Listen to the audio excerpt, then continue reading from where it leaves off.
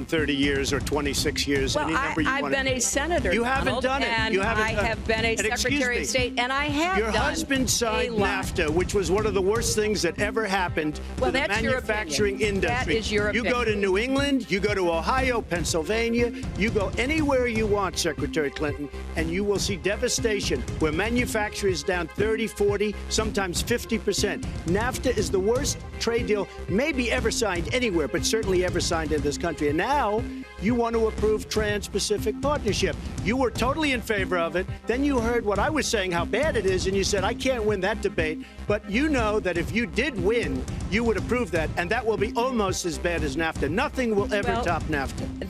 That is just not accurate. I was against it once it was finally negotiated and the terms were laid out. I wrote about that in... You called it the gold standard. Well, I hope... You called it the gold standard of trade deals. You said it's the finest deal you've ever seen. No. And then you heard what I said about it, and all of a sudden you were against it. Well, Donald, I know you live in your own reality, but that is not the facts. The facts are, I did say I hoped it would be a good deal, but when it was negotiated, which I was not responsible for, I concluded it wasn't. I wrote about that. So is it President Obama's fault? Is it President Obama's fault? Even announced. Look, there are Secretary, is it President Obama's fault? There are because he's pushing it. There are different views about what's good for our country, our economy, and our leadership in the world.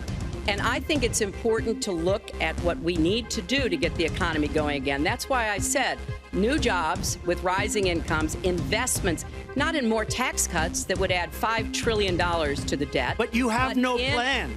Oh, I do. Secretary, in fact, you have no plan. A book about it. It's called Stronger Together. You can pick it up tomorrow. That's about all you folks, at the bookstore or at an airport near you. We're going to move to... but it's because I see this. We need to have strong growth, fair growth, sustained growth. We also have to look at how we help families balance the responsibilities at home and the responsibilities at business. So we have a very robust set of plans, and people who have looked at both of our plans have concluded that mine would create 10 million jobs and yours would lose us 3.5 million jobs and explode You are going to approve one of the biggest tax cuts in history. You are going to approve one of the biggest tax increases in history. You are going to drive business out. Your regulations are a disaster, and you're going to increase regulations all over the place. And by the way, my tax cut is the biggest since Ronald Reagan. I'm very proud of it. It will create tremendous numbers of new jobs. But regulations, you are going to regulate these businesses out of existence. When I go around, Lester, I tell you this, I've been all over.